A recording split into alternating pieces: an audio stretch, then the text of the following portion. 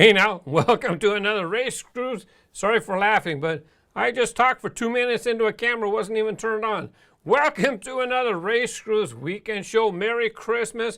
I'm going to show some holiday cars in a few minutes, but as I promised right at the beginning, let's get into the recap of this week's videos in case you missed something. Now on Monday, I did the Matchbox 2016 M case. And KJ commented, I don't understand all these licensing issues Hot Wheels and Matchbox have. Surely it's free advertising for these motor companies. And the comment is because, you know, we're talking about how many cars in the case are licensed and how many are not.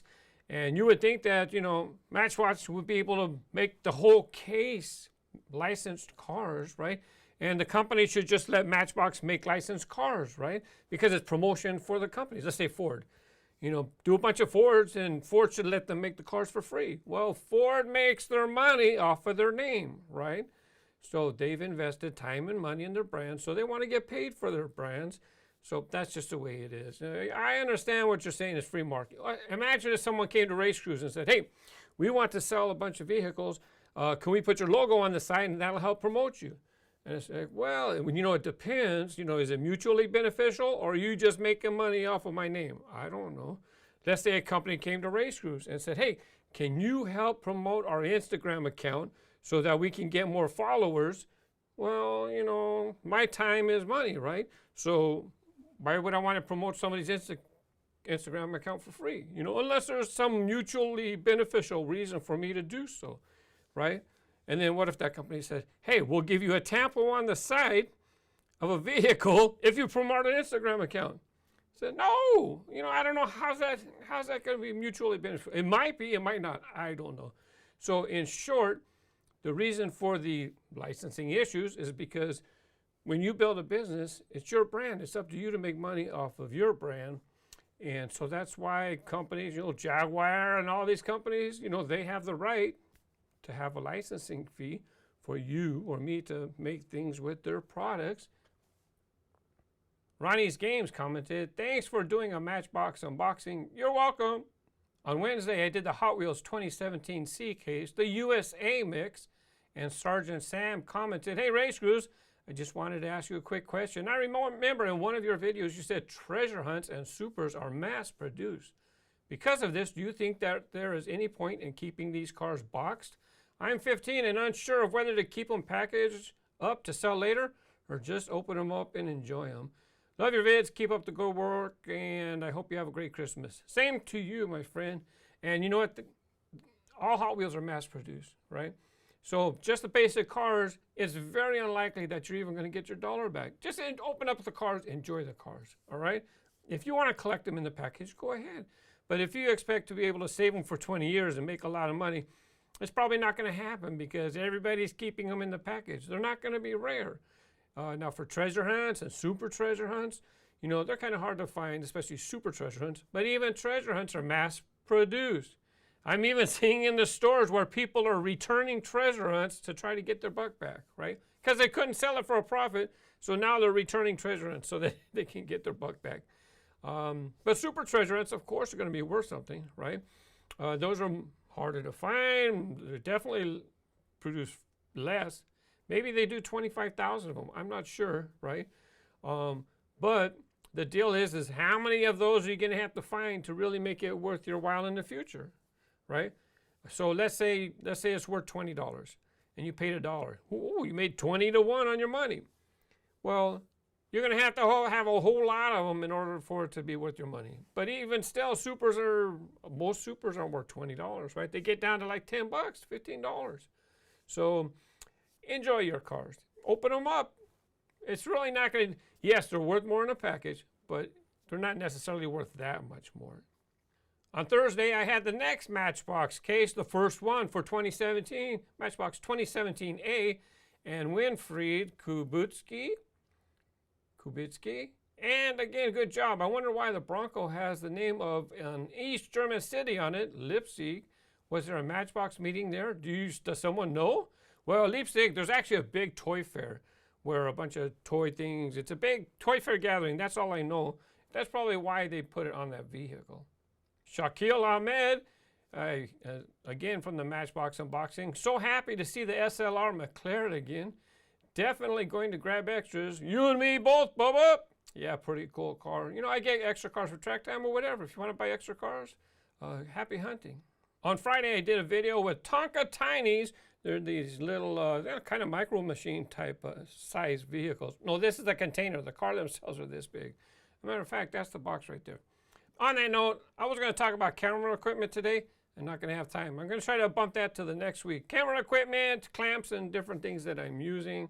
But nonetheless, Panthers Newton 1 commented, I love your videos and look forward to more. Thank you very much. Also on that Tonka video, you know what I did? I did something different in the middle.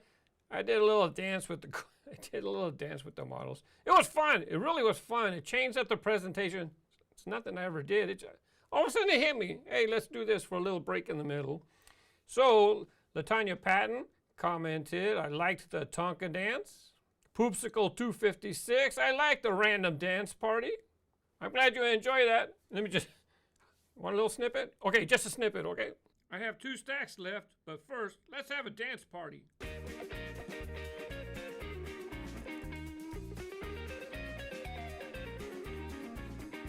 About a week ago, I did Track Time 2016C, and Justin White commented, I love the vids. It's also funny how when you say right after this, it's almost on cue to a commercial. Well, that's right, because I give permission to YouTube. When you have a video longer than 10 minutes, you're allowed to put like a mid-roll ad in the middle. For case unboxing videos, it doesn't make sense to do, to have a mid-roll. You're doing an unboxing video. You want to see the flow of what comes out of the case. I seen somebody else and they had a bunch of mid-rolls on their case unboxing video. Why are you going to do that? And then you wonder why you're not getting a lot of views on your videos. I shouldn't be educating you this, but if you're putting a bunch of mid-rolls and you're not getting that many views, it almost makes you feel like you're in it for the money instead of really providing content for the viewers. Now I do mid-rolls, right? But I make sure I'm providing content for the viewers. Let me show you something here. For the track time video, it just happened. Now you'll hear people talking about you made your videos longer than 10 minutes so you could make it because you want that YouTube money. Well, I just happened in the track time. I think this is the screenshot. So you can see ad breaks. I tell YouTube that you could put a mid-roll at 10 minutes or at 19.9 and or 19.29 if you have one available for the viewer, right? But you see, I feel like I give entertaining content for these videos, right? And I think you're going to enjoy the whole presentation. Besides, when I'm making a video that's 25, 30 minutes long, right? There's a lot of work for me to put in those, especially track time. It takes me 3, 4, 5 days to make a track time video. And when you watch TV, it's like TV, you'll get like 22 minutes of show in a half hour. There's like 8 minutes of commercials. So for me, I think it's not unreasonable to put a mid-roll at certain points. It helps me create the content for you guys to enjoy. And this place doesn't come free. I got to pay for this. Here's a different video with, this is actually the last weekend show. I put a mid-roll in the middle, 13 minutes and 41 seconds. I believe that's the screenshot. So I can tell YouTube right here at these points, right, if you have an ad available for the viewer, show an ad. And if they don't have an ad available, you don't even see an ad. Maybe a little banner pops up thing, but that's about it. Speaking of which, the track time video, let me show you another crazy screenshot from my analytics. This isn't public information. Right here, this is a real-time screenshot of that video. And in the last 48 hours before I took the screenshot, 130,000 views. During the hour that I took it, it was getting 4,400 views an hour. Man, let me tell you, that's an insane number of views. It's not like nothing else I get on any of my videos. So it is track time and some long form content that I do. Well, really, I shouldn't say long form content, but track time really, those big, I call them my big view videos. Those are ones that support this channel. It allowed me to do what I want to do on YouTube. So it's fantastic to see views like this on the track time video. It's actually over 300,000 views in like 8 days. So it has a really good chance of cracking 1 million views in a month. I think it would only be the second video that has happened to me like that. The other one was the Minecraft video, Gas Attack. That was the other one. I think that's the only other one to hit 1 million views a month. It'd be great if it did. If not, it's still doing well enough to help provide for me and my channel so that I provide content for you guys. And speaking of mid-rolls, I'm going to schedule one right now. Coming up next, you know that track time video? I actually put the camera car on it, and I have camera car footage. So I'm going to show you that footage, and we're going to talk about the Circle Flame logo right after this. Hey, welcome back.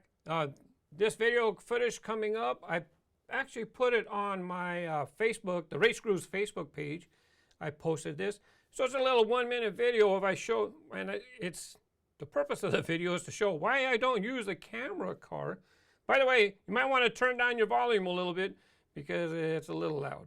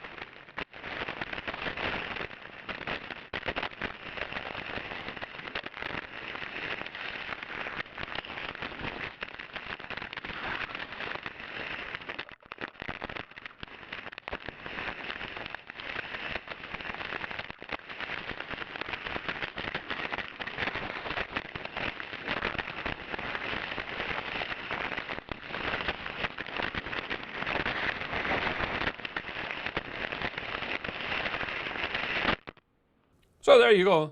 You know, man, it's so fast. The car goes around the track so fast.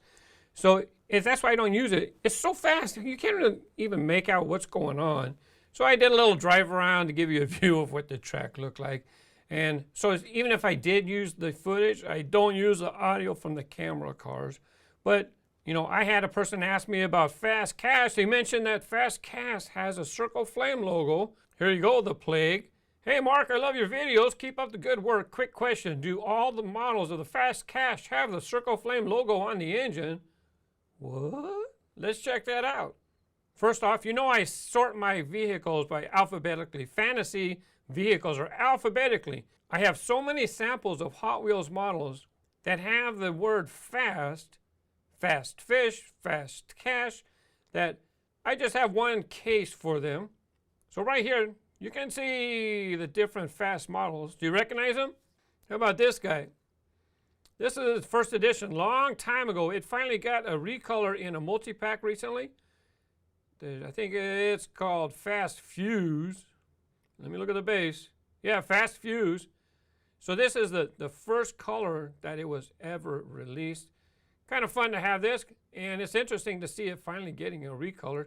That was a Fast. Here's another Fast. The name of this one, it's a truck. Fast Bed Hauler. Yeah, that's another one with the word fast in the title.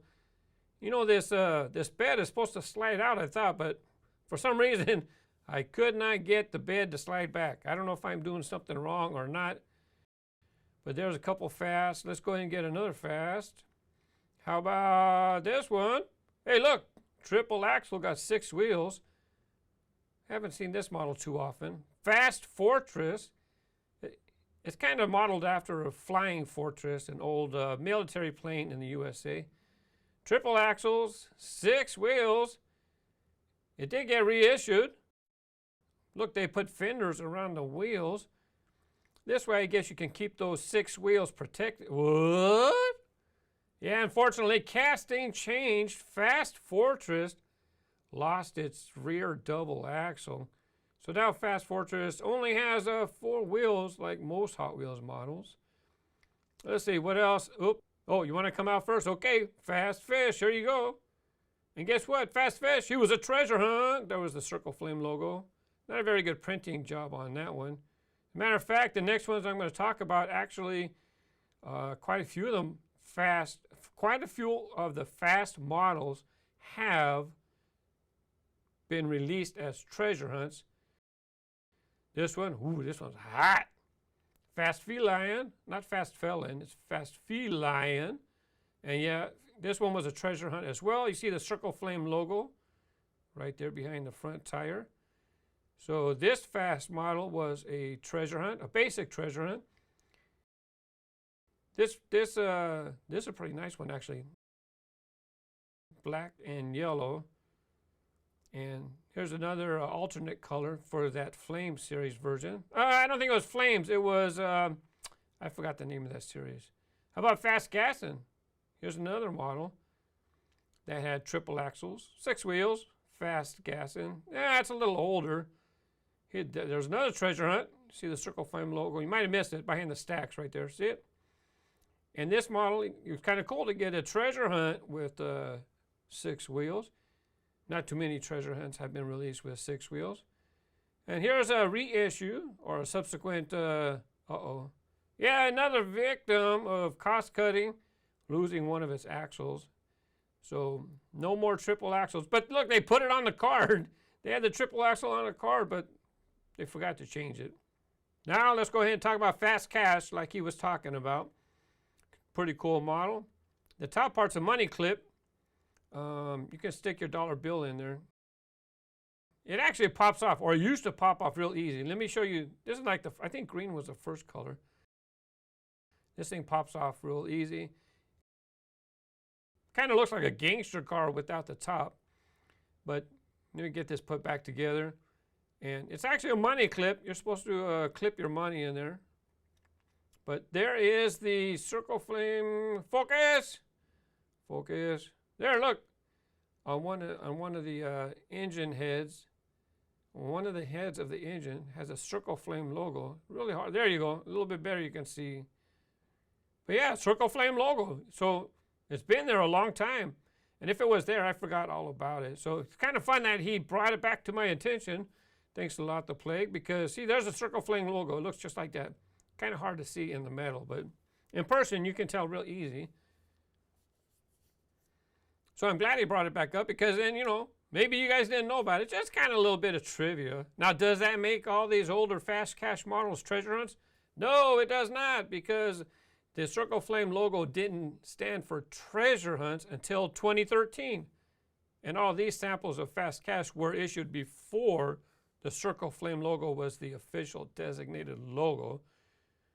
Love this Gulf colored version, by the way.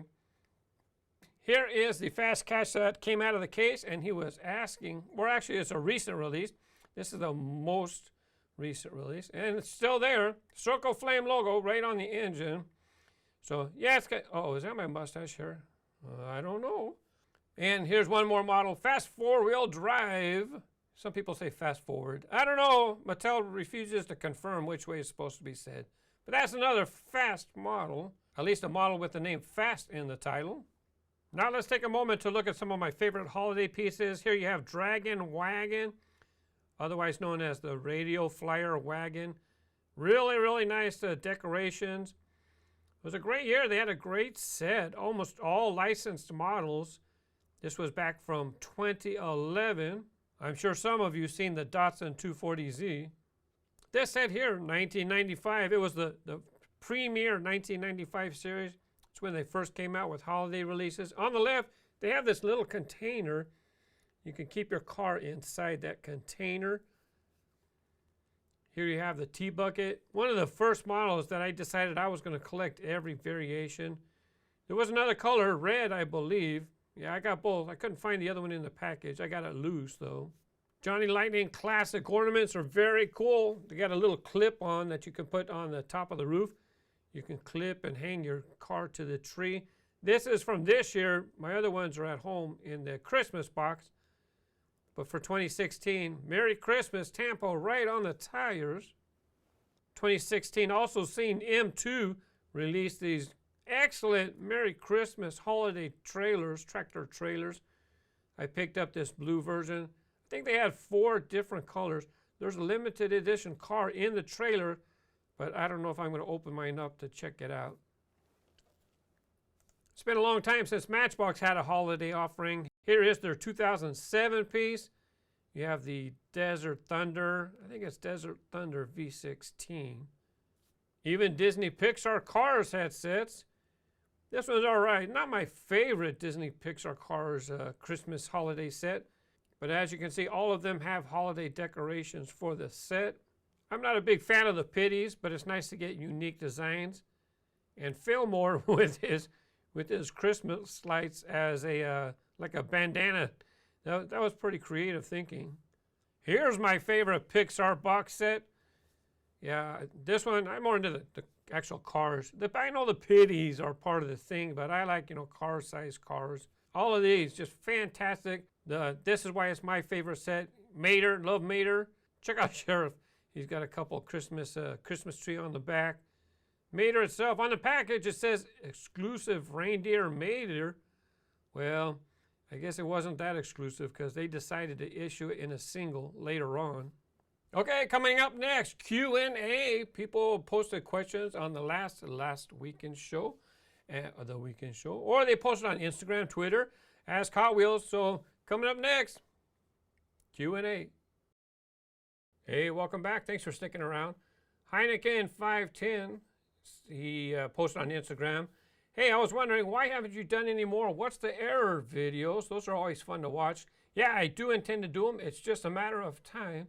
And as I've been moving things around, it's about time for me to do another What's the Error video. Thanks. On Twitter, Howie Walters asked, Ask RaceGrooves, do you use rechargeable batteries in the superchargers? And if so, is there a brand that you prefer?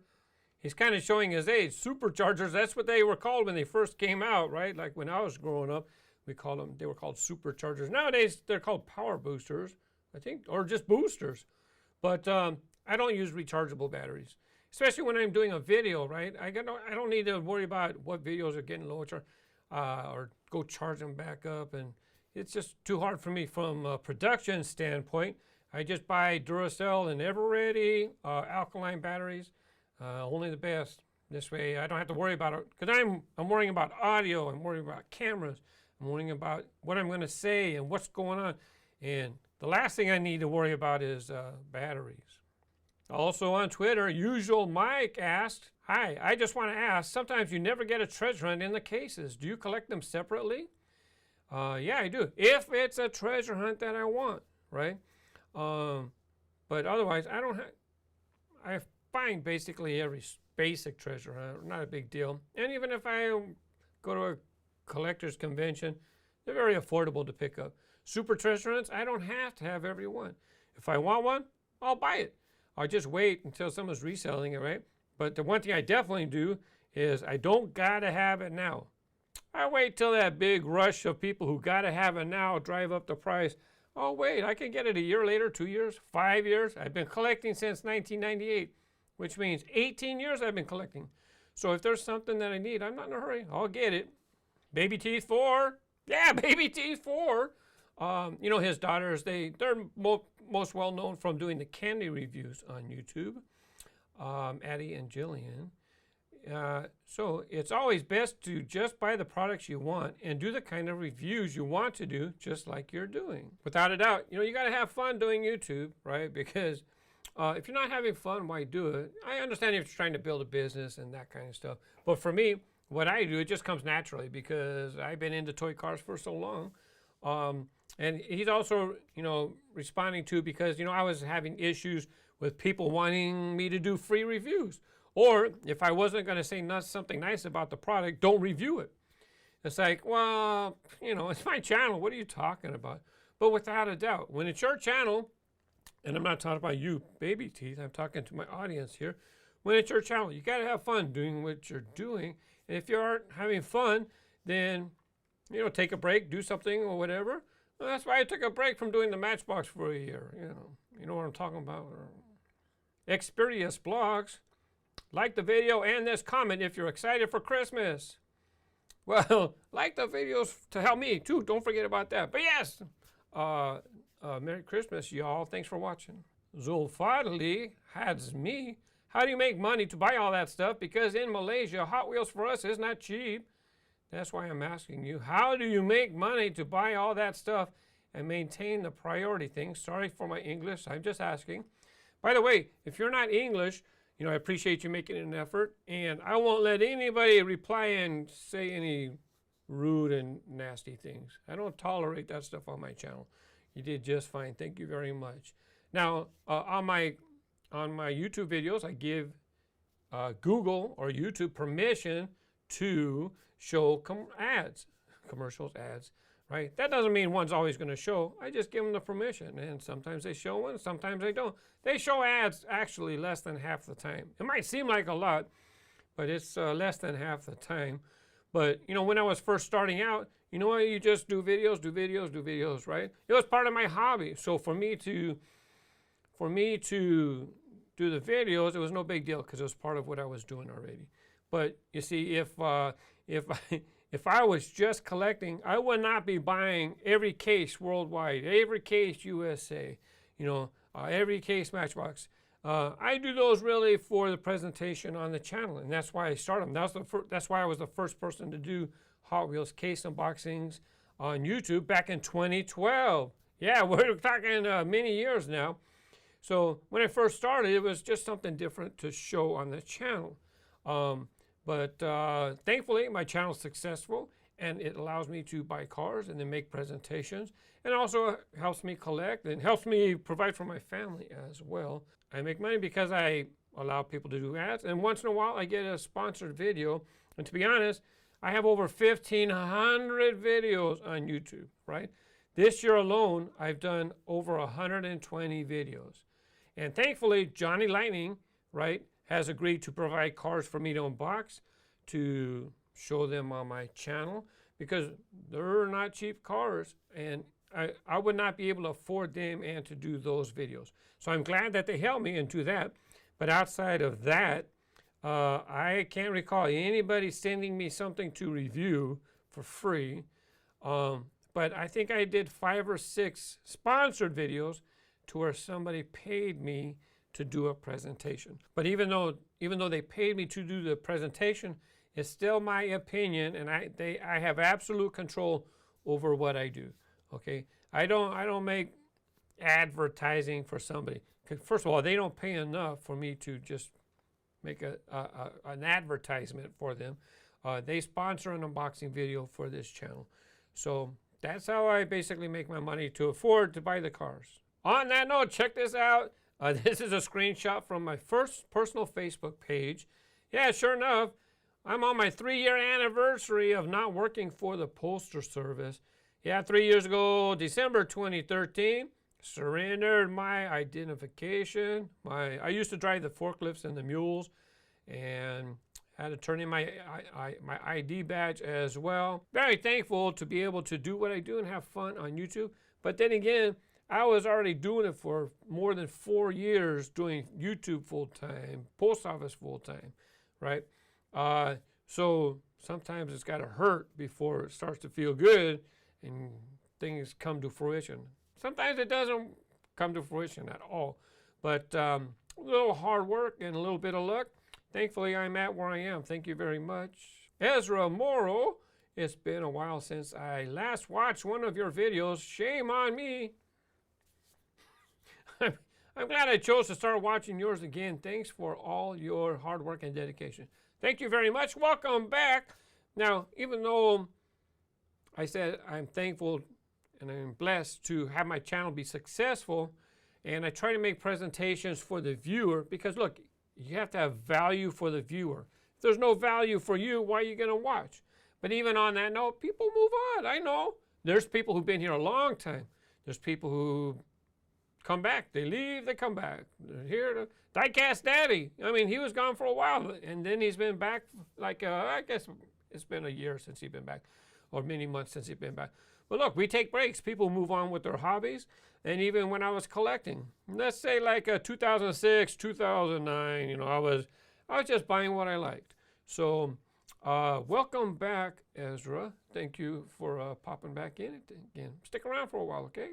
10 years. I've been doing YouTube 10 years. Mark Allo. Hi, do you mind me asking a personal question? Is this your job, showing, instructing, playing, etc. with diecast cars?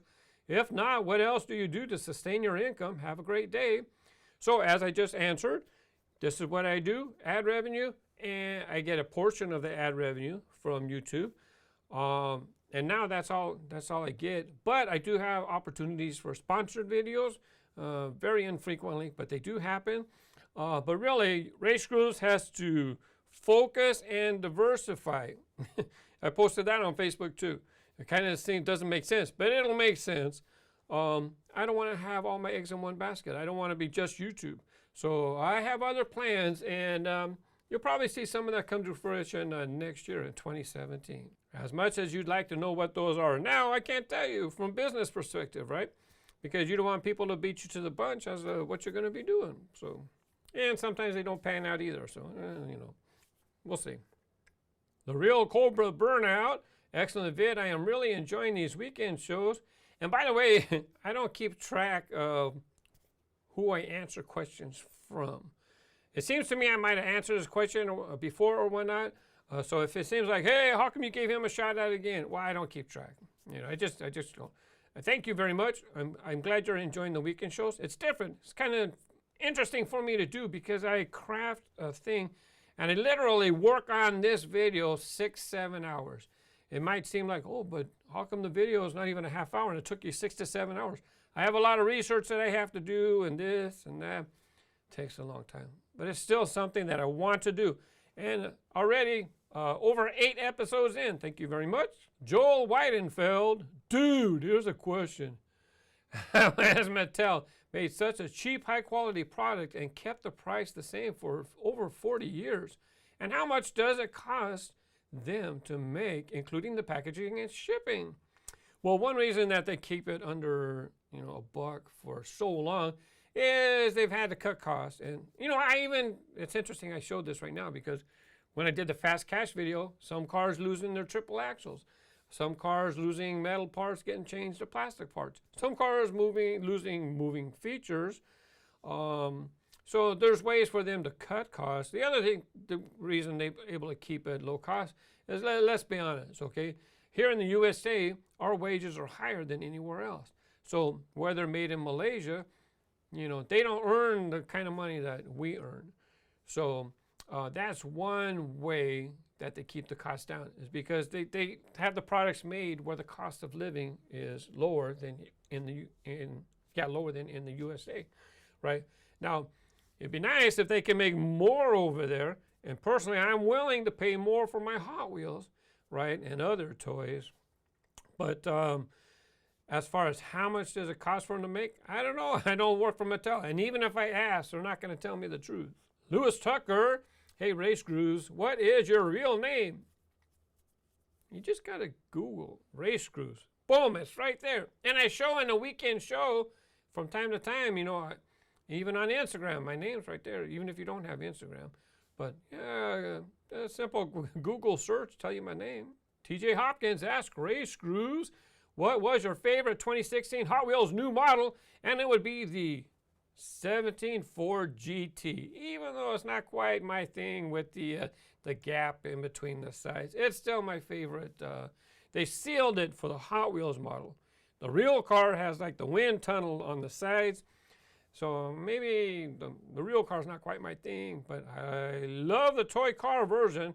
And that'll do it for this week's weekend show. By the way, I made a new playlist, and it is going to be awesome track layouts. It's most of them are going to be track time videos, but you know, I've done some other videos that maybe they weren't. I don't know. It was time to make a new playlist. So if you want to check it out, do so. Anyways, happy collecting, and thank you for watching. Bye-bye.